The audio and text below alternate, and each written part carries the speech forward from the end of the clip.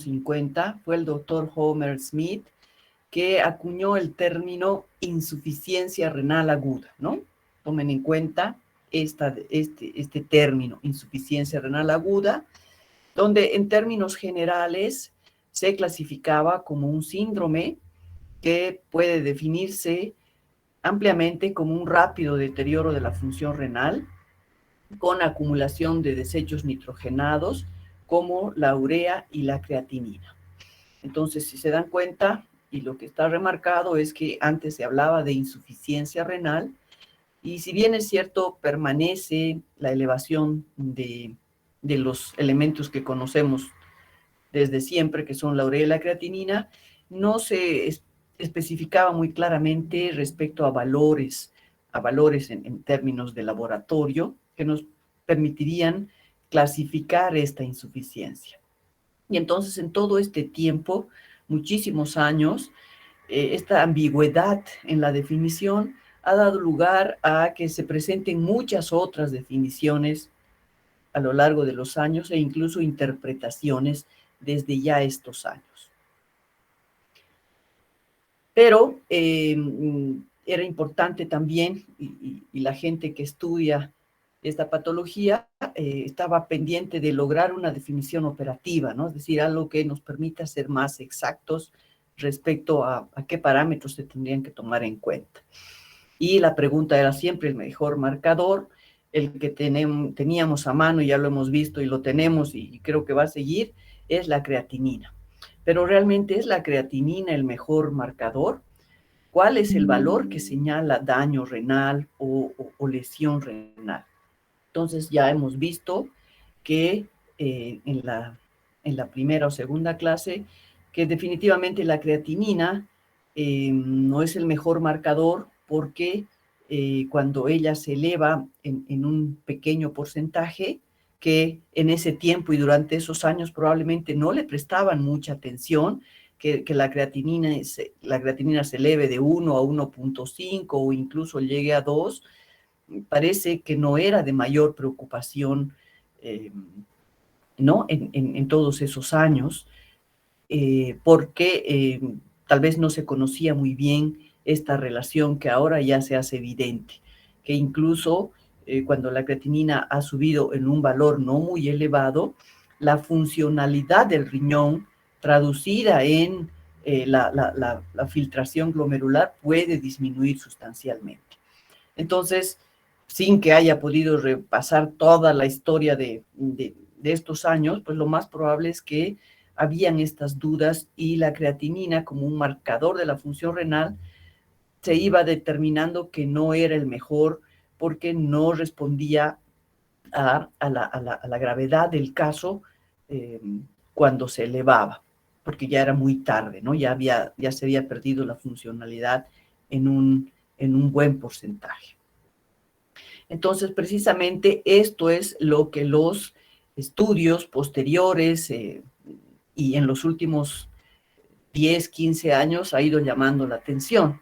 Todo partió a partir de darse cuenta de que incluso pequeños incrementos de la creatinina, así tan pequeños como 0,3 o 0,5, eran representativos de generar una mortalidad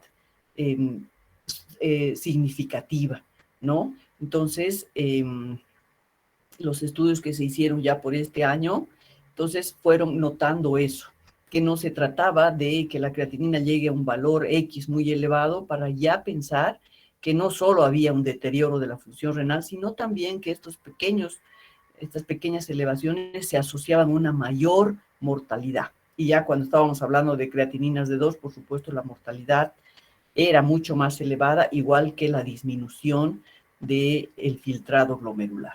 Entonces, esta idea, esta situación que pudieron captar los estudiosos fue muy importante porque es la que determinó el eje, el brazo de inflexión para cambiar la perspectiva por completo respecto a al daño renal.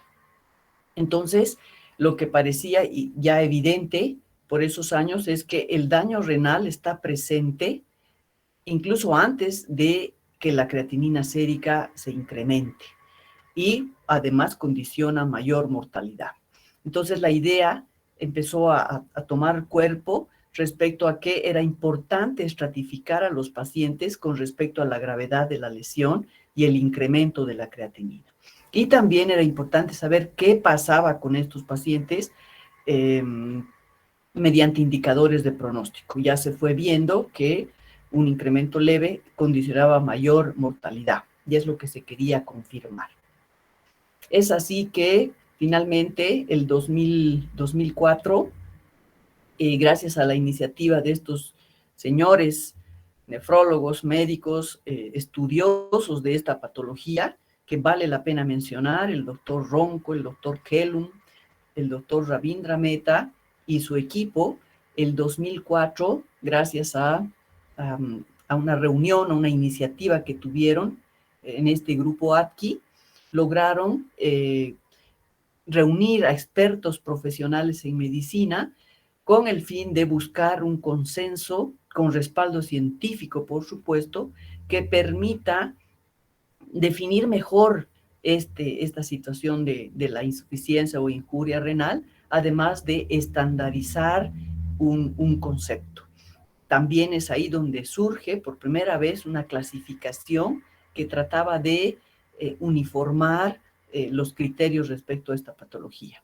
Y es acá también donde se marca, se define un nuevo término, que es injuria o lesión renal aguda.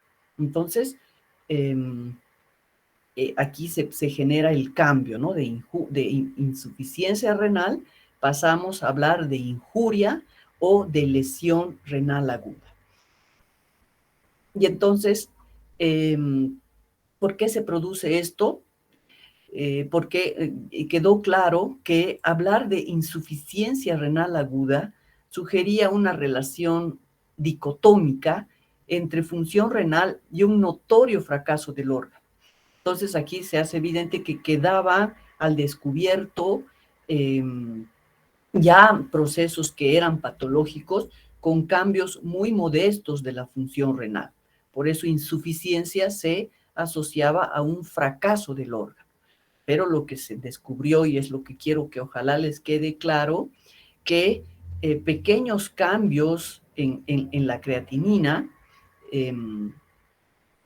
sin que se establezca un daño orgánico manifiesto, pero sí con un deterioro en relación a la demanda fisiológica, ya comportaba una injuria o lesión renal, sin llegar a estar totalmente enfermo el órgano, con estos pequeños cambios de incremento de la creatinina que no suponían un daño manifiesto así tan categórico como insuficiencia, no insuficiencia, ya había un problema, un daño en el riñón, y esto se asociaba a mayor mortalidad.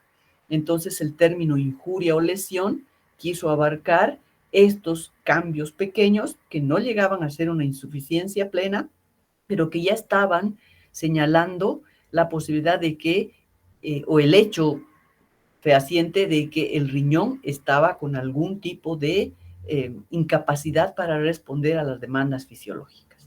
Entonces, el término injuria renal aguda fue propuesto para abarcar todo el espectro de variación, desde el más mínimo cambio hasta el requerimiento de la terapia dialítica. Entonces, si se puede notar, ese fue el gran cambio, el nuevo paradigma que nos permitió evolucionar de un término de insuficiencia renal aguda, que quedó muy grande, muy inespecífico, a la injuria renal aguda o lesión renal aguda, como algunos lo llaman. Entonces es aquí, 2004, donde esa visión cambia y es la que ahora dirige todos los estudios y toda la evolución que se está dando en este tema.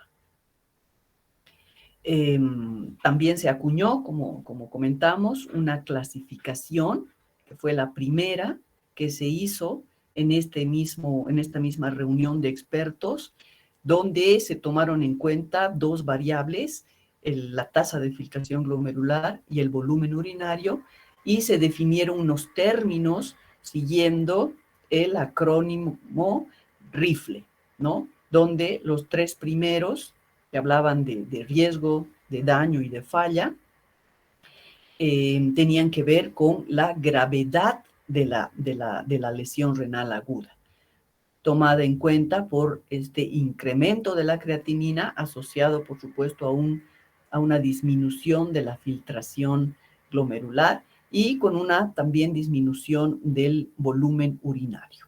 Entonces, estos tres primeros términos hablan de la gravedad de la lesión renal. Y los otros dos términos de pérdida y falla renal, que son de resultado, lo que definían era la persistencia o no de la enfermedad o de la lesión, que luego se podía convertir en un daño renal crónico irreversible. Entonces, esto ya fue un gran avance en este tema, tratando de encasillar la injuria renal aguda en una cierta categoría que permita hablar el mismo idioma y permita también realizar estudios que sean más uniformes, ¿no? Y que puedan arrojar resultados válidos y extrapolables. El único problema acá vemos es que no hay una definición de la causa, no está involucrada la causa, y el problema mayor que se le encontró a esta clasificación es que se necesitaba una creatinina basal para poder calcular ese incremento del 50% o del 100% de la creatinina. Eso siempre en base a una previa, cosa que es un problema porque sabemos que muy poca gente tiene una creatinina de base realizada de manera regular. Entonces, sin embargo, tuvo su gran éxito durante el tiempo y, por supuesto, ameritó grandes estudios donde se fue demostrando, aunque esto no estaba diseñado para mostrar mortalidad, pero sí se confirmó que mientras más severo era el daño, esto se asociaba a mayor mortalidad. Los estudios continuaron, porque claro, siempre las cosas se pueden ir perfeccionando y conforme se avanza en el conocimiento, entonces las cosas, el entendimiento mejora y se puede ir aportando más datos. Es así que el 2007, 3 años después, surgió este grupo de Hacking Network que con los mismos actores introdujeron esta otra clasificación, que es la clasificación Hacking, que aporta 4 cambios principales. Si ustedes ven acá, los 3 primeros grupos fueron sustituidos por categorías o por estadios, ¿no? Estadios ya numerados, es decir, se hablaba de un estadio 1, de un estadio 2 y de un estadio 3 de injuria renal aguda. Lo mismo fue importante demostrar que se introdujo un valor absoluto de incremento de creatinina de 0.3 miligramos por decilitro. Entonces, el incremento de la creatinina en 0.3 miligramos ya se hablaba de un daño renal, como lo vimos ya, que mucha gente se dio cuenta de eso. Por otro lado, si los pacientes ya eran encontrados en necesidad de terapia de reemplazo renal, directamente eran catalogados como pertenecientes al estadio 3. Y asimismo se quitan los criterios o los parámetros de resultado, como eran el perder la función renal o quedar en terapia de reemplazo. Entonces son modificaciones interesantes sobre las mismas variables, ¿no? Que son la creatinina y el volumen urinario. Hay otros detalles interesantes que aporta esta clasificación que hay que tener en cuenta porque siguen vigentes y es importante aclararles. Y son estos, ¿no? Que se introduce ya definitivamente y dando mucho mayor fuerza a ese hallazgo tan importante de que era fundamental el darle mucha atención a una variación menor de creatinina, ¿no? Hablamos de 0.3 miligramos de incremento. Y aunque no figura en la diapositiva previa, ya se habla de un tiempo menor de evolución. Entonces se le pone días de evolución a esta elevación de creatinina que se cierra alrededor de 48 horas, cosa que la clasificación de Rifle no tenía. Otro detalle interesante, no sé si se han fijado, que se suprime la tasa de filtrado glomerular, porque ya sabemos que no hay una relación directa, sino más bien es inversa entre la creatinina y la tasa de filtrado. Entonces, acá en Akin ya no se habla de disminución de filtrado glomerular, solamente del incremento de la creatinina en 0,3 o ya en un valor mayor en los estadios avanzados. Eso es importante y también nos ahorra el determinar la creatinina basal. En realidad se puede hacer la clasificación Akin con un paciente internado, con un intervalo de 2 días de permanencia en el hospital, ¿no? Con una creatinina de inicio y una creatinina posterior, que si se eleva más de 0,3, entonces ya se puede considerar un nivel de lesión.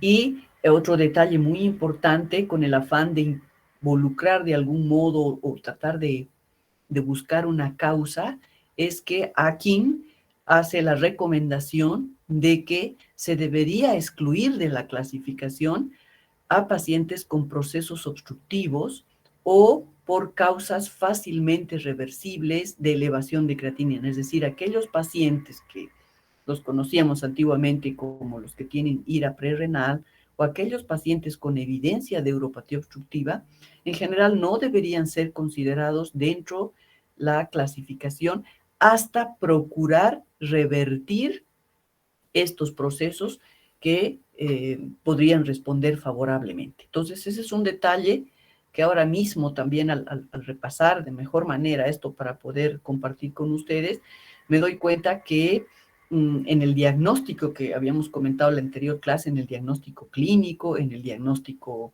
etiológico o nosológico, probablemente no estemos en condiciones de hablar de un tipo de IRA Akin 1, 2 o 3 en pacientes que tienen una uropatía obstructiva o en pacientes que en principio sabemos que pueden tener una IRA prerrenal, que también hay que ir cambiando ese concepto, pero por ahora esto hay que dejarlo muy claramente y espero que se entienda. En estos pacientes con estas dos patologías no sería de inicio un diagnóstico acertado hablar de IRA y clasificarla dentro de los 3 estadios de Akin. Eso va a ser complicado ir cambiando, pero pues tenemos que irnos tenemos que ir de la mano de los avances y del mejor entendimiento que los expertos tienen y que luego comparten con el resto de la comunidad médica. ¿Cuáles son las desventajas de Akin? Todo tiene su desventaja, que se pierden pacientes con progresión lenta. Entonces, ¿qué pasa con aquel paciente que su creatinina sube en 3 días, ¿no? Y no son las 48 horas. Entonces, ahí queda una duda, pero todo eso se sigue estudiando, ¿no? Y por supuesto, al ser más exquisitos en esta elevación de la creatinina, incluso puede haber un riesgo de falsos positivos. Y bueno, tal era el interés de que se vaya uniformando la manera de referirse a esta patología en cuanto a concepto y en cuanto a clasificación, que finalmente el 2012, 7, 8 años después de esa primera clasificación, surgieron las guías CADIGO.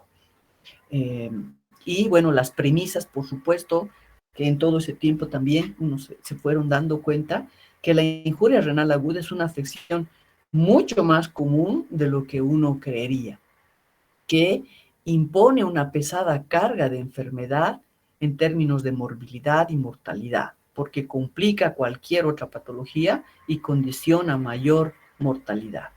El costo por persona del manejo de injuria renal aguda es alto. Y otro detalle muy importante que también se da cuenta esta gente es que la IRA es susceptible de detección temprana y prevención potencial con mínimas actividades. Así que, por todo eso, justo con el afán de disminuir esa variabilidad que se genera en el ámbito médico, es que traen estas guías para reducir esas variaciones y mejorar los resultados. Esos son los objetivos de las guías CADIGO, que siguen vigentes, por supuesto, con muchas aclaraciones y muchas otras mesas redondas que se han hecho alrededor de ella, pero no han sido reemplazadas, y que, por supuesto, toda persona que vaya a ser un médico de primera línea o quien quiera ser incluso internista o médico nefrólogo, pues tendría que darse un momentito para leer. Es bastante extensa, pero es muy, muy instructiva. Entonces, según CADIGO, ya la clasificación o la definición de creatinina se mantiene bajo los mismos parámetros, ¿no? Se habla de un incremento de ese pequeño porcentaje de creatinina de 3 décimas de miligramos por decilitro dentro de las 48 horas, ¿no? O un incremento de más del 50% en pacientes que han tenido presumiblemente un daño renal dentro de los primeros 7 días. Entonces, añade un poco este valor de 7 días que podrían ser antes o después de este incremento. Y mantiene la disminución del volumen urinario como otro marcador importante. Y los estadios se mantienen en 3, con los incrementos de creatinina que se acompañan de una disminución del volumen urinario en el tiempo, ¿no? Ya sea en 6 o 12 horas o en 12 horas, o incluso con una oliguria más marcada en el mismo tiempo, ya en un tercer estadio. Y por supuesto, todo paciente que necesita terapia de reemplazo renal, en cuanto es conocido como con daño renal, ya se lo clasifica como un tercer estadio. Entonces, estas son las guías, esta es la definición y esta es la estadificación que por ahora está vigente a la fecha. Y bueno, junto con la definición operativa, que es lo que se estaba buscando, tener ya valores precisos para poder definir una injuria, por supuesto que también se aprecia un cambio en la definición conceptual de la ira. Y es entonces que se habla ya de un verdadero modelo conceptual en el que la injuria renal aguda es considerada un continuo, ¿no? Aquí en los círculos podemos ver la evolución que sigue la enfermedad renal aguda, comenzando con una persona normal, pero que puede tener factores de riesgo incrementados, que puede llegar al daño renal con la consecuente disminución del filtrado glomerular y la verdadera falla del órgano, ¿no? Todo esto determinado por estas variables, ¿no? Que siguen aquí firmes, como es el valor de creatinina, la elevación de creatinina, solo que ya en mucho menores números, ¿no? En una cantidad mucho menor, que ya señala un daño renal, e igualmente el volumen urinario. También ya empiezan a tomar cuerpo otros marcadores que lo que buscan es complementar o incluso hasta sustituir la creatinina, que sabemos que no es el mejor marcador. Y la evolución de este continuo pues puede incluso llegar a la muerte, al daño renal crónico y no deja de tener complicaciones. O sea que este modelo conceptual de la ira como un continuo es muy parecido al que luego vamos a ver en la enfermedad renal crónica y que representa de mejor manera esta patología, ¿no? Porque es difícil clasificarla como en un punto de corte nada más. Otro detalle que se va sumando y que aparece es el concepto de enfermedad renal aguda. Entonces, hemos hablado hasta ahora de la injuria renal aguda, bueno, esto es por el inglés, ¿no? De acute kidney injury, pero que nosotros conocemos como injuria. Aparece la enfermedad renal aguda, que si ustedes ven, precisamente por ese concepto de que aquí esto es algo que evoluciona de uno para otro, puede englobar incluso a la enfermedad renal aguda y estar muy en relación con el daño renal crónico. ¿Y cómo diferenciamos entonces estos términos? Se habla un poco en función del tiempo. Entonces ya hablamos de una enfermedad, una injuria renal aguda dentro de los 7 días, ¿no? Cuando el paciente es diagnosticado con una elevación de creatinina que no revierte a los 7 días, entonces el paciente ya cae en esta instancia de enfermedad renal aguda. Enfermedad renal aguda va de los 7 días, pero hasta menos de los 3 meses, porque ya sabemos que más allá de los 3 meses, cualquier daño estructural o funcional del riñón, entonces ya se considera como una patología renal crónica. Entonces, esto es importante tener en cuenta porque muchos de los pacientes que vemos en el hospital, sobre todo internados, terminan estando en esta categoría, ¿no? Porque las injurias renales agudas se prolongan y entonces ya caen en este denominativo de enfermedad renal aguda, que no es lo mismo que insuficiencia, ¿verdad? Y los marcadores, en este caso, pues, son, entre otros, la presencia de albuminuria o hematuria. En la injuria renal aguda no tenemos un criterio estructural, apostamos a que siempre es reversible, y en la enfermedad renal crónica, bueno, que ya vamos a hablar después, se mantienen los criterios. Incluso también se puede hablar de otro denominativo, que es no tener patología renal. Entonces, una vez más, se ve que esto está íntimamente relacionado, que el hacer las separaciones por días es como para un poco hablar el mismo idioma, pero esto de verdad que es una línea continua que no hay que dejar de observarla con mucha atención.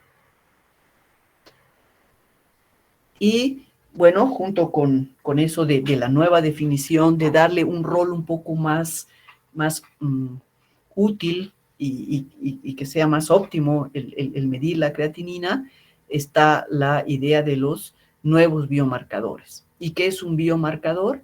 Es cualquier característica que se mida y evalúe objetivamente como un indicador de proceso, en este caso patogénico renal. Hay biomarcadores para todos los órganos, pero aquí estamos hablando del riñón. Y acá se trata de identificar, o ya se claramente con el tiempo, podemos hablar de 2 tipos de biomarcadores a nivel renal, ¿no? Que son aquellos que señalan un cambio funcional, como por ejemplo la cistatina C, las encefalinas, en este caso la creatinina también, pero no es un nuevo biomarcador, es un biomarcador antiguo, y aquellos que hablan de un daño renal, ¿no? Entonces, esa diferencia sutil, a veces no tan fácil de aclarar, hay que marcarla porque cuando hay daño renal, pues los marcadores que pueden ayudarnos son otros, ¿no? Los más conocidos, aunque creo que ninguno de ellos está disponible en Cochabamba ni en Bolivia, pero que los estudios abundan en gran cantidad de estos biomarcadores, KIM1, N-gal, interleucina 18, etc.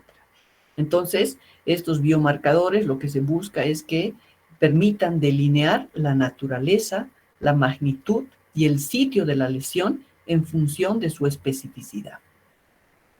Entonces, luego de que ya empezó el boom de los marcadores, han surgido, pero interminables, hay gran cantidad de manuscritos, de publicaciones, y cada vez se descubren más marcadores que pueden ser muy específicos, señalando un daño del túbulo proximal, del túbulo distal, del túbulo colector, incluso del glomérulo. Entonces, esto también ha sido un boom en la injuria renal aguda, los biomarcadores. Y bueno, ¿qué buscan los biomarcadores? Lo que buscan es precisamente una detección precoz del daño renal y además tratar de darle una forma más definida a esta patología tan difícil que es la de Aki. Entonces, lo que se ha buscado últimamente y la tendencia que surgió el 2014, nuevamente con un grupo de estudiosos, es que la combinación de esos dos tipos de biomarcadores funcionales y de daño provean un método útil para estratificar pacientes con IRA. Entonces aquí ya surge un poco el término de los fenotipos de la IRA, que es muy interesante estudiar, porque si ustedes se fijan acá, están muy relacionados con los marcadores y pueden incluso evolucionar de uno a otro. Y aquí empezamos a descubrir algunos otros niveles de injuria renal aguda que probablemente no los conocíamos antes. Entonces, si nosotros nos fijamos acá en este cuadrante superior derecho, entonces vemos cuando el paciente no tiene ningún problema, pues no tiene marcadores ni de daño ni marcadores funcionales. Pero puede acontecer que un paciente pierda la función renal, pero sin una evidencia de daño orgánico. Entonces aquí eventualmente podríamos estar frente a un paciente con azoemia prerrenal, ¿no? Que lo que queremos es un poco, se quiere cambiar también estos conceptos, pero para ajustarlos a este tipo de marcadores. Entonces, cuando un paciente ha perdido la función, pero no tiene un daño estructural, entonces, por supuesto, que los marcadores de función van a ser positivos y los de daño van a ser negativos. Entonces, podría hacer referencia a una azoemia prerrenal. Pero también está la posibilidad de que el paciente tenga un daño en el riñón, pero sin que haya perdido la función. Entonces, aquí se puede hablar de un grupo de pacientes que son muy importantes y que probablemente no los estemos descubriendo oportunamente, que es aquellos que tienen una injuria renal aguda subclínica. Ya hay un daño, pero sin elevación de los marcadores clásicos. Y finalmente también están, por supuesto, aquellos pacientes que ya tienen un daño de la función y también tienen un daño del órgano, del tejido. Entonces acá estamos hablando de la, en otrora conocida como la ira intrínseca, ¿no? La ira intraparenquimatosa. Y la tendencia es a que la combinación de estos biomarcadores de función y de daño nos permitan también reconocer patrones de patología, ¿no? Entonces se irán marcando de acuerdo al, al, a la presentación clínica del paciente y nos van a poder ir sugiriendo de mejor manera a qué patrón pertenece. Así que la evolución está siendo vertiginosa y creo que siempre orientada a identificar a un paciente con un problema renal para un manejo dirigido, un manejo muy individualizado. Entonces, eso es lo que se busca. Y bueno, también aquí está marcado ya en esto que no es muy nuevo, en esta revista, que sería prudente, se recomienda a la luz de todo esto que hemos estado viendo, ir haciendo ya un giro, ¿no? Ir evolucionando de la clasificación anatómica clásica en ira prerrenal, parenquimatosa y porrenal hacia una clasificación fisiopatológica, que es mucho más flexible, es mucho más amplia, nos permite identificar otros patrones, donde lo que se considera es el cambio funcional y la presencia o no de daño renal. Seguramente esto no va a ser tan sencillo. Todos los libros clásicos que he podido revisar para esta presentación, pues siguen hablando y con mucha abundancia de esta clasificación, que en algún momento pues va a tener equivalencia, ¿no? Borraremos los términos, aunque estemos hablando con otros, pero seguramente vamos a seguir en la mente con esto, pero la idea es ir evolucionando, ir cambiando hacia esos conceptos y esas definiciones que nos permiten un mejor entendimiento de la patología. Bien, y entonces aquí también se va sugiriendo un modelo conceptual modificado. ¿Qué es lo más importante acá de lo que ya habíamos visto en el modelo clásico, que es del 2012? Lo que destaca aquí es la incorporación de este grupo de pacientes con daño renal sin alteración de la funcionalidad, ¿no? Que se mide ya sea por una disminución del filtrado glomerular con incremento de la creatinina. Entonces, este es un grupo de pacientes de injuria renal aguda subclínica que, como no podemos detectar oportunamente, probablemente pues son pacientes que también van a correr el riesgo de, en este continuo, pasar a un daño ya persistente, a una falla renal e incluso a la muerte. Entonces, lo que yo creo que aquí se ve claramente que se busca es ser mucho más exquisitos en la pesquisa de estos pacientes que pueden tener un daño que no es evidente por alteración, sobre todo funcional. Muy bien, y para ir finalizando en esta primera clase de IRA, hay que hablar de la epidemiología.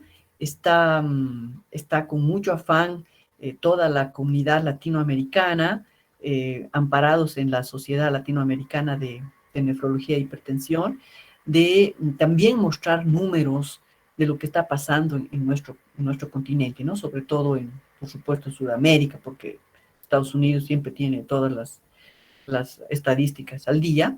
Entonces, por eso es que me permito hablar un poco de la epidemiología de la injuria renal aguda, pero a nivel de Latinoamérica, que ha sido muy bien expuesta en este trabajo de gente latinoamericana que forma parte de la sociedad. Entonces, la epidemiología de la IRA tiene una frecuencia distinta dependiendo del contexto y el escenario clínico, que es muy importante, que también se ha visto que tiene una mayor repercusión en poblaciones más vulnerables. Y aquí estamos hablando de la injuria renal aguda adquirida en la comunidad por condiciones insalubres en los que viven muchos países de Latinoamérica, y que la hospitalización por IRA ha incrementado notoriamente hasta un 230% en 15 años. Y también se habla de los pacientes hospitalizados, que esa es la IRA adquirida en el hospital. Hasta un 30% van a desarrollar injuria renal aguda, y sabemos que en terapia intensiva esto puede subir tanto como al 50 o al 70%. Entonces, esta IRA adquirida en la comunidad, en este estudio que mostraron esa población que han evaluado, el 62% desarrolló IRA, o sea que es un porcentaje elevado de los 905 pacientes que ingresaron en el estudio. Y la IRA hospitalaria se manifestó en 38%. La mortalidad fue del 26%. Eso también es algo que no se puede dejar de ignorar. La IRA mata y puede ser causa de mortalidad elevada, mucho más en pacientes críticos. Entonces, para ya ir conociendo esos otros dos términos que también son importantes, que tampoco son nuevos, pero bueno, se van incorporando, se van sumando, se van tomando en cuenta en esta evolución tan grande del estudio de la ira, que la ira adquirida en la comunidad es aquella que se presenta antes de la admisión a un hospital, por supuesto, o cuando la creatinina se eleva dentro de los 2 primeros días de la hospitalización. ¿Cuáles son las personas que tienen ira adquirida en la comunidad? Normalmente son pacientes jóvenes con eventos agudos, ¿no? Pacientes con diarrea, pacientes con sangrado, pacientes con trauma, pacientes que se deshidratan porque trabajan a pleno sol y no reponen líquidos. En cambio, la ira hospitalaria, que es a la que estamos más acostumbrados de manejar, ¿no? Porque nosotros en general somos gente de hospital, y estamos conscientes de que se genera en pacientes de mayor edad, aquellos que están internados con polipatología, que ustedes ya conocen esa polipatología, diabéticos, hipertensos, obesos, cardiópatas, y con factores que se identifican como causales. Entonces, son patologías, la ira es una patología que se suma a esta enfermedad sistémica, y en realidad es como una consecuencia de la enfermedad sistémica que afecta al paciente. Y bueno, dentro de la etiología de la ira, lo que se pudo ver, haciendo la comparación entre la injuria renal aguda adquirida en la comunidad u hospitalaria, que por supuesto la deshidratación, por ejemplo, fue predominante en aquellos con la ira comunitaria, y las infecciones probablemente también compartieron entre ambas, pero el uso de nefrotóxicos, la patología, el abuso de medicamentos y todo eso, pues fue más común en los pacientes con injuria renal aguda adquirida en el hospital. Entonces, quiero terminar esta clase porque el mensaje en esta primera clase es ese, ¿no? Primero, que ha cambiado la visión de la injuria renal aguda con el objetivo de detectarla tempranamente para tratarla oportunamente y que no cause más daño, ¿no? Entonces, esa es la premisa que ha manejado a todos estos expertos, es detectar de una manera temprana y más uniforme la injuria renal aguda. Y han habido iniciativas tan interesantes como estas que quiero mostrarle. El 2010 se publicó que se quería hacer un parangón de la injuria renal aguda con el síndrome tan conocido de la isquemia miocárdica, ¿no? Porque eso ha sido muy bien estudiado y está muy bien validado. Un paciente que tiene una angina coronaria tiene una metodología de seguimiento y de diagnóstico que permite una intervención precoz.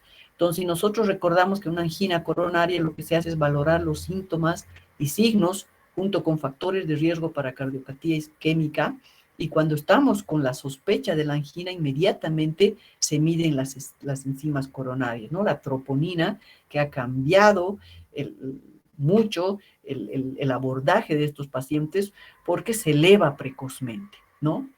Entonces, ha permitido una intervención precoz, junto con el electrocardiograma y el ecocardiograma, para favorecer esta intervención terapéutica, ¿no? Trombolíticos, cateterismo, stent.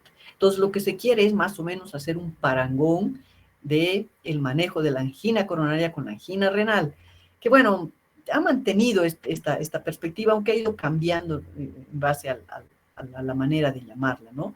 Pero el gran problema, ¿cuál es con la angina renal? Que pues los riñones no duelen, ¿no? Entonces normalmente uno sospecha que uno se está infartando cuando empieza el dolor.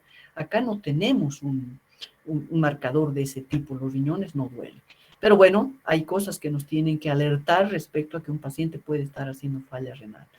Por eso tenemos que estar muy pendientes de valorar síntomas y signos junto con factores de riesgo. Eso es importantísimo tal vez para nosotros, los factores de riesgo que nos pueden hacer pensar que ese paciente sí presenta algún tipo de alteración en los biomarcadores o alguna alteración en la orina, en el sedimento, en la fracción excretada de sodio, pues puede estar teniendo una injuria renal, ¿no? Y para la intervención terapéutica precoz, que supone una terapia temprana dirigida a objetivos, si necesita líquidos, si necesita suspender nefrotóxicos, si necesita diálisis y todo eso. Entonces, este parangón me parece súper interesante porque demuestra, ¿no?, cuál es el interés de toda esta gente, de que nosotros también seamos capaces de detectar oportunamente y evitar más muertes por injuria renal aguda. Esto, por supuesto, en el tiempo se ha ido modernizando, ¿no? Antes de mostrarles eso, es importante identificar los pacientes en riesgo de IRA, ¿no? Y sabemos que todo paciente que está séptico, que está en una terapia intensiva, que ha entrado con un shock circulatorio, que se ha quemado, traumatizado, que tiene un problema cardíaco y va a entrar a una cirugía, que está recibiendo drogas nefrotóxicas, que le van a hacer un contraste por algún motivo, o que ha tenido algún tipo de infección, de intoxicación. Entonces, son pacientes que potencialmente van a tener un daño renal, ¿no? Y también aquellos factores que predisponen, como son la deshidratación, la depresión de volumen. Aquí es muy interesante cómo en América Central, cómo han descubierto una nefropatía mesoamericana que nada más tiene que ver con la deshidratación, la depresión de volumen que tienen los pacientes que trabajan en los sembradíos de caña. Entonces hay que estar pendiente de estos factores de riesgo, los viejitos que no toman agua, bueno, las mujeres, la raza negra siempre están más expuestos, y aquellos que tienen enfermedades crónicas. Entonces todo esto hay que tomar en cuenta cuando enfrentamos a un paciente con IRA para rápidamente descubrirla, ojalá en estadios avanzados. Esto es lo que en sencillas palabras quería decir este estudio, ¿no? Que hay que sospechar la IRA luego de ver cuáles son sus factores de riesgo. Hay que sospechar la IRA cuando tenemos a cualquier incremento de creatinina, cuando el paciente está con oliguria o sobrecarga de volumen. Esto se ha ido modernizando, se ha vuelto mucho más bonito, ¿no? Ya estamos en una publicación 10 años después, donde lo que hay que tomar en cuenta son incluso ahora enfermedades genéticas. Esto está ganando mucho, mucho, mucho en medicina, determinar predisposición genética, la edad, la nutrición, las enfermedades eh, crónicas no transmisibles, la capacidad fisiológica que puede tener el paciente para soportar estrés. Hay scores de predicción que también los han desarrollado, aunque tienen sus bemoles, y se habla mucho ahora de la conciencia sobre el contexto que tiene el paciente. Entonces, un médico que se precie, por ejemplo, un paciente de medicina interna o de la emergencia, tiene que estar consciente sobre el potencial riesgo que tiene un paciente con todos estos problemas de desarrollar injuria renal aguda. Entonces también se trata de un fenómeno de conciencia, de que sepamos que la injuria renal aguda está como una potencial enfermedad en todos estos casos, ¿no? Los biomarcadores que van evolucionando, que son cada vez más específicos, aunque a Bolivia no ha llegado ni uno, ni la cistatina C, creo, pero ni modo, pues tenemos que seguir mostrando lo que en el resto del mundo se está haciendo, y eso va a permitir hacer un manejo mucho más personalizado del paciente, de acuerdo a la patología que tenga y el factor de riesgo que se haya identificado, junto con la definición de los fenotipos. Y bueno, esto es más de lo mismo, solo que de mejor manera, mostrado en una figura mucho más bonita, ¿no? Cuando tenemos la sospecha clínica, con el examen físico, ya hemos visto cuáles son sus factores de riesgo. Con todo esto, el paciente, de dónde viene, cuál es su medio ambiente, cómo ha sido cuidado en el hospital, que esto puede ser tranquilamente modificado. Luego la confirmación con las variables que ya hemos comentado, y el diagnóstico, ¿no? Donde tenemos ya que también ser capaces de clasificar a estos pacientes según CADIGO, una vez que hayamos descartado proceso obstructivo o potencialmente modificable y rápidamente, y buscar la etiología. Entonces, miren, todo se va engranando, ¿no? Hablábamos de un diagnóstico clínico, luego pasamos a un diagnóstico etiológico, pasamos a un diagnóstico nosológico, y siempre tenemos que descartar la enfermedad renal crónica. Muy bien, entonces, esa es la primera parte de esta charla, que me parece apasionante, cómo ha evolucionado la IRA. y espero que el mensaje final haya quedado en ustedes. Cambio de paradigma en el diagnóstico, importante clasificar a la injuria renal aguda y reconocerla precozmente, considerando siempre el contexto clínico del paciente para evitar mayor muerte por esta patología que es potencialmente prevenible. Muy bien, eso es todo. Entonces, les agradezco. Si no tienen ningún comentario, el lunes terminaríamos